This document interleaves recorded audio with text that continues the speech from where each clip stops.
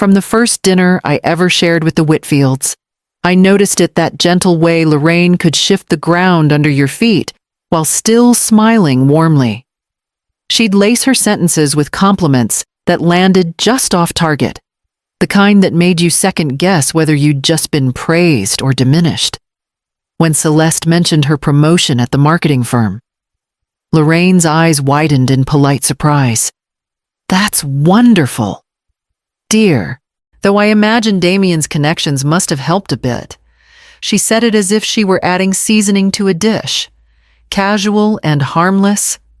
Celeste laughed it off. But I caught the flicker in her eyes. It wasn't just words.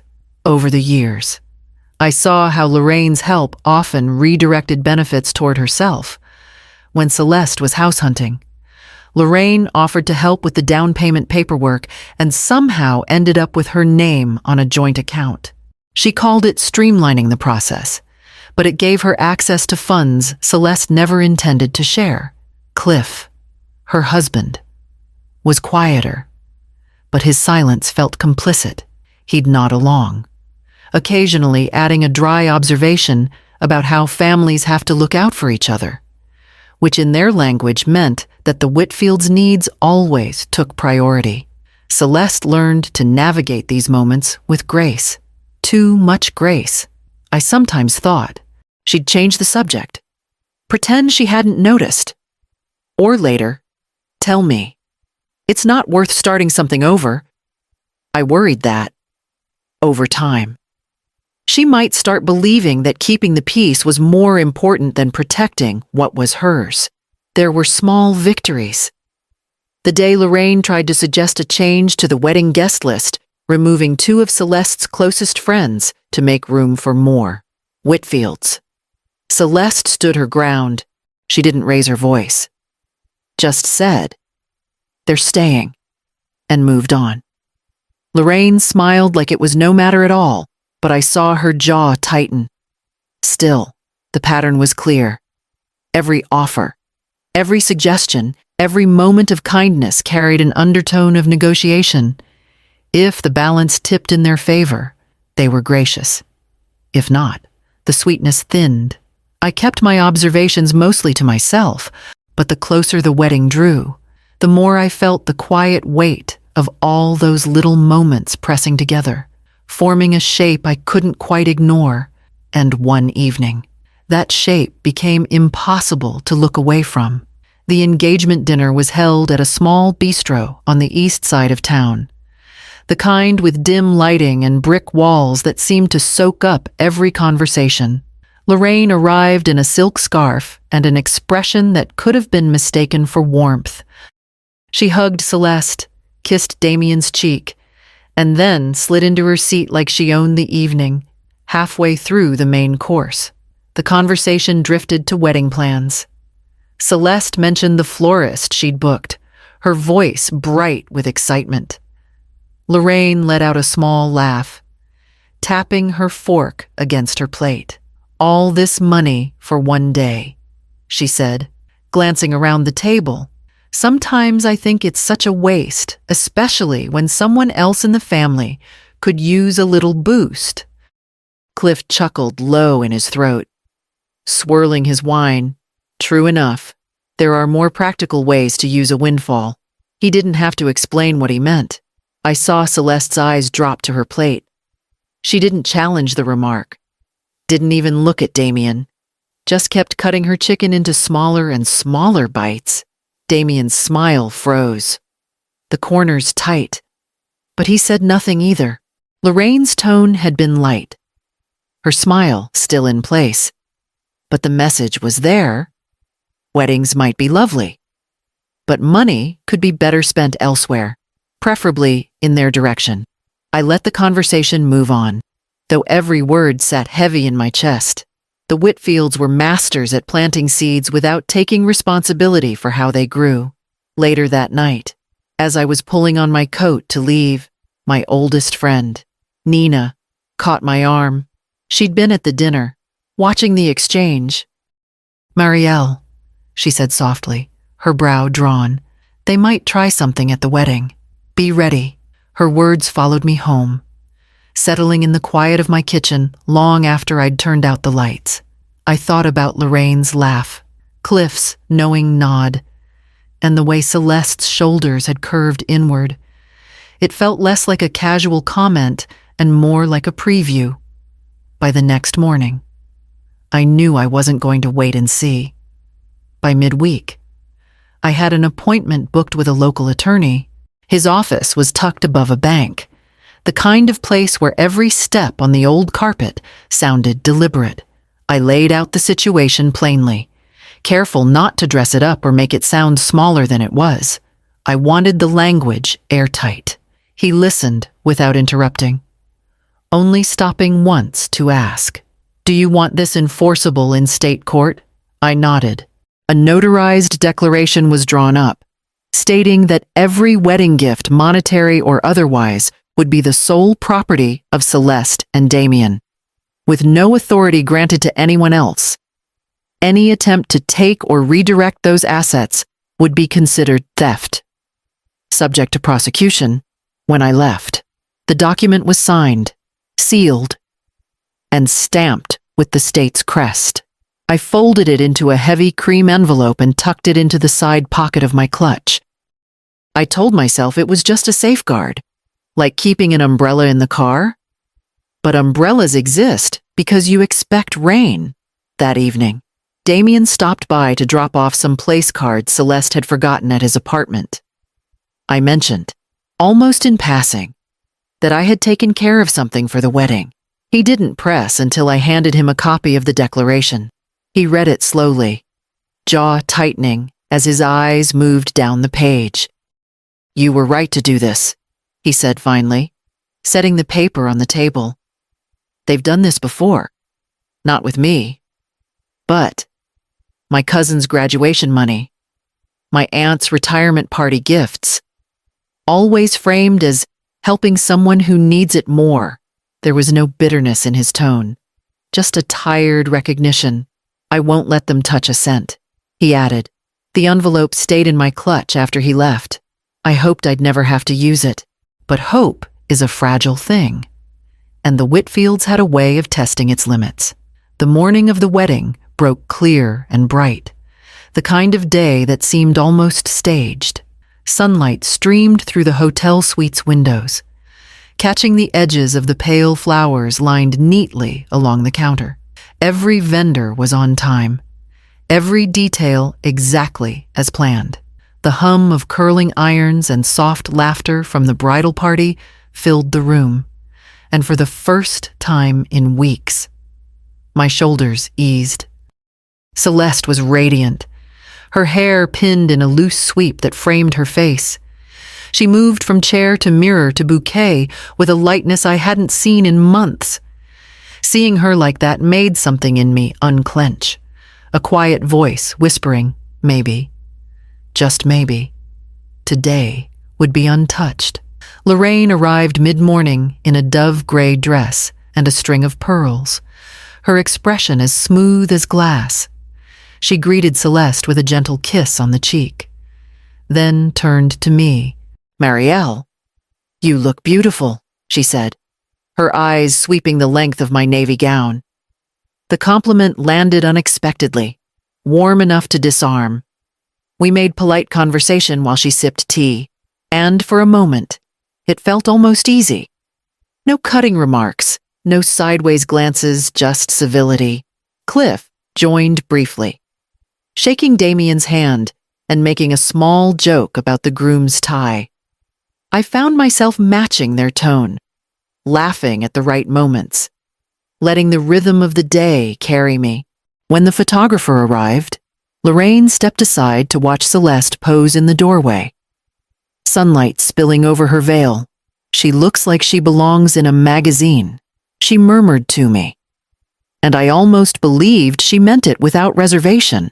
I checked my clutch out of habit, fingertips brushing the envelope's edge.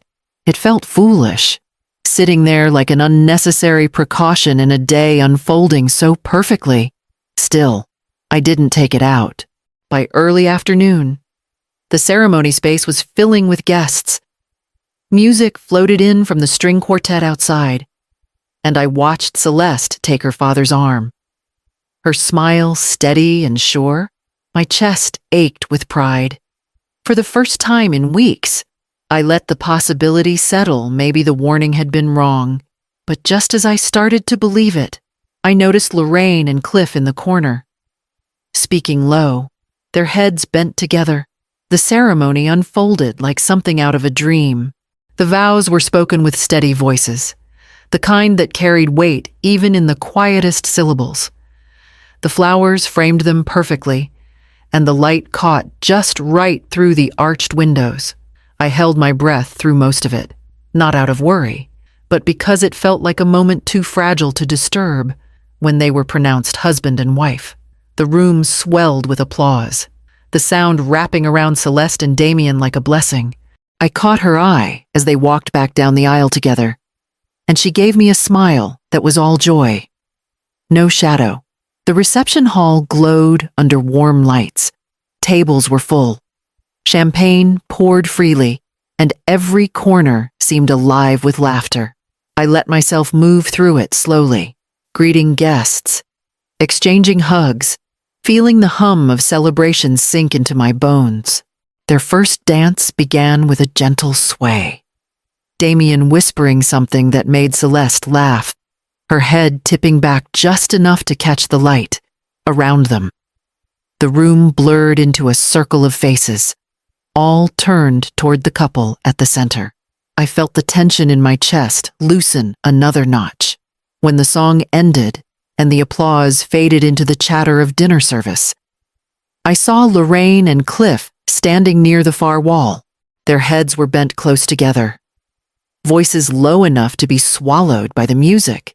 It could have been nothing, a comment about the catering, a note on the seating chart, but I looked away before my mind could start drawing connections.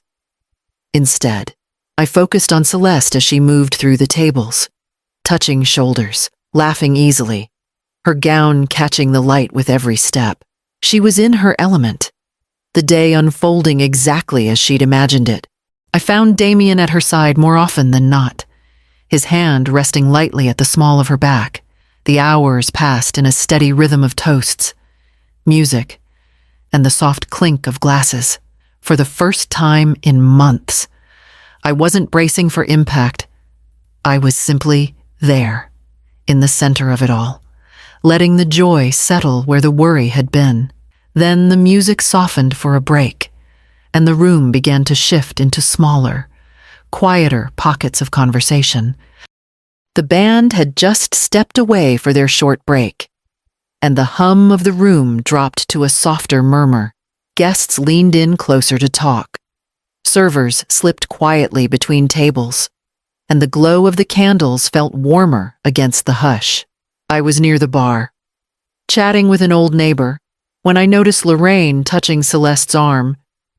Her smile was too bright, the kind that always meant she was about to deliver something she expected you to accept without argument.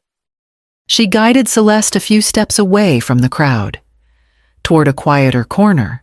I drifted closer without meaning to, drawn by the tilt of her head, the low lilt of her voice.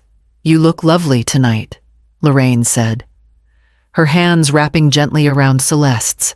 "It's a beautiful celebration." She paused, then added in the same warm tone, "We're keeping your gift money. We need it more right now." Celeste's face went still, her mouth parting slightly. I don't understand," she managed. Lorraine kept her smile in place, as if explaining something perfectly reasonable. "It's just one of those times when family pulls together. Cliff and I have had some unexpected expenses. And you and Damien are starting fresh. You'll bounce back quickly. You're young. You have time. But for us, well, this would be a big help." I stepped forward before Celeste could answer. "That money isn't yours to touch," I said, my voice steady, cutting through the polite hum. Lorraine's eyes flicked to me, the smile tightening at the edges. "Marielle, it's not about taking, it's about helping. We've always believed in sharing resources where they're needed most." Interesting definition of sharing. I replied. Celeste still hadn't moved. Her hands caught lightly in Lorraine's. Lorraine turned back to her, softening her voice again. You understand, don't you? This is how families get through hard times. Celeste looked at me then, a question in her eyes. But she didn't speak. I felt the weight of the moment settle between us. The choice clear and close.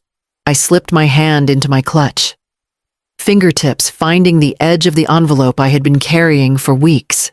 I drew the envelope from my clutch, its weight familiar in my hand. Lorraine's gaze followed the motion, a flicker of uncertainty breaking through her practiced ease. Cliff had crossed the room by now, standing just behind her with his arms folded, his expression sharpening as he took in the scene. Without a word, I broke the seal and handed the document to Damien, who had just approached, his brow knit in quiet concern. He glanced at me once before unfolding the papers. His voice was calm, measured, each word carrying just enough to be heard by the small circle of guests nearby. This is a notarized declaration, he began, his tone steady. Signed 3 weeks ago. It states that all wedding gifts, monetary or otherwise, are the sole property of Celeste and me. Any attempt to withhold, redirect, or access those funds without our consent will be treated as theft and prosecuted accordingly. Lorraine's smile faltered, the muscles around her mouth tightening. Cliff's jaw shifted, but he stayed silent. Celeste's eyes widened, the tension in her shoulders easing ever so slightly as she looked from Damien to me. Damien lowered the document, but kept his posture unyielding. We wanted to make sure there was no confusion, he said, his voice still even. The air between us was different now, less a conversation, more a line drawn in stone. Lorraine opened her mouth, closed it again, then smoothed her dress as if that might reset the moment. But the edges of her composure were showing, the cracks visible to anyone paying attention. Around us, the hum of the reception carried on, but a few glances lingered, curious and cautious. Cliff shifted his stance, like a man deciding whether to push or retreat. I stayed silent beside Damien, letting the weight of the words settle, knowing the next move wouldn't come from us. Cliff was the first to break the silence. Family helps family, he said, his voice carrying a weight meant to sound reasonable but landing more like a command. His eyes were locked on Damien, as if sheer pressure might undo the words he'd just read aloud. Lorraine picked up where he left off, her tone smooth again but thinner than before. You two have so much already. A new home, stable jobs, each other. We're just asking for a little help in a difficult time. Celeste didn't answer. Her gaze stayed fixed on me, steady and searching, as though weighing whether to speak or to stand back. I gave her the smallest nod. Lorraine's smile began to waver. You know, Damien, she said, shifting her focus, it would mean the world to your father and me if you could see this from our perspective. Damien's voice was calm, but there was no give in it. Our perspective, he said evenly, is that this is our wedding and our future, and it's not for sale. The words hung there for a moment, drawing a few sideways glances from nearby tables. I could sense people tuning in now, their conversations slowing, their attention edging toward the small knot of us by the wall. Lorraine's tone sharpened, the silk in her voice giving way to steel. You're willing to humiliate your own parents in front of your guests over something so small. Damien took a single step forward, not aggressive, but enough to close the space between them. If you try to take what isn't yours, he said, voice low and deliberate, we will go to court. The shift was immediate. Lorraine's breath caught. Cliff's posture stiffened. And for the first time all evening, Neither of them seemed certain of the next move. I felt the balance of the room change, the quiet recognition from those who'd heard enough to understand exactly what was happening. And with that shift, I knew it was time to end the conversation on our terms. We turned from them, ready to fold ourselves back into the tide of the reception, when a hand closed around my wrist. The grip was firm but trembling. "You don't mean this," Lorraine whispered, her voice stripped of its earlier polish. "We're family." I looked down at her hand, then at her face. The practiced confidence was gone, leaving something raw and unsettled in its place. "You were never mine to call family," I said quietly, each word landing with the weight of years behind it. Her fingers loosened, falling away as though burned. For a moment, she seemed smaller, her posture collapsing inward. Cliff stood behind her, his mouth opening as if to speak. But no words came. Whatever authority he'd relied on to steer this moment had dissolved. Celeste stepped to my side. Sliding her arm through mine, Damien joined on the other, his hand warm and steady against my forearm, without another glance at the Whitfields. We moved forward together. Re-entering the rhythm of the room, the music caught us again. Laughter, the soft clink of glasses, the hum of voices rising in celebration. It was as if the confrontation had never happened, though I felt its echo in the way Celeste's grip tightened on my arm. We reached the table where friends were waiting, their smiles unclouded by what had just passed. And there, in the center of that circle, I let the noise of the evening wash over us, sealing the space between where we'd been and where we were now, back at the table. The warmth of familiar faces surrounded us. Conversations flowed easily, untouched by the tension we'd left behind. Plates of food were passed, glasses refilled, and the music swelled once more, pulling guests toward the dance floor. Celeste laughed at something one of her friends said, the sound clear and unburdened. I watched her cross the room with Damien, their hands brushing as they moved. When he spun her into the next song, she let herself go without the guarded smiles I'd seen before. The light in her eyes was unshadowed, the joy wholly hers. For years, I had bitten my tongue to keep peace, choosing silence over confrontation. Even when I knew it cost me, I told myself it was better not to make trouble, better to avoid the cracks that come when family is challenged. But today had proved something different, that some moments are worth defending outright, even if it means shattering the illusion. I glanced toward the far edge of the room where Lorraine and Cliff now stood apart from the crowd, their expressions unreadable. They were outside the circle of this celebration, not by accident, but by the natural boundary we had drawn. Celeste caught my eye from the dance floor and smiled, a silent thread passing between us. She knew, she understood what it meant to protect joy before it could be stolen, to stand in the way and not move. I raised my glass slightly in her direction, not for a toast, but as a quiet acknowledgement. The music swelled again, and the room seemed to draw us all closer, folding the night back into laughter and light. And for the first time in years, I let myself stay in it without permission.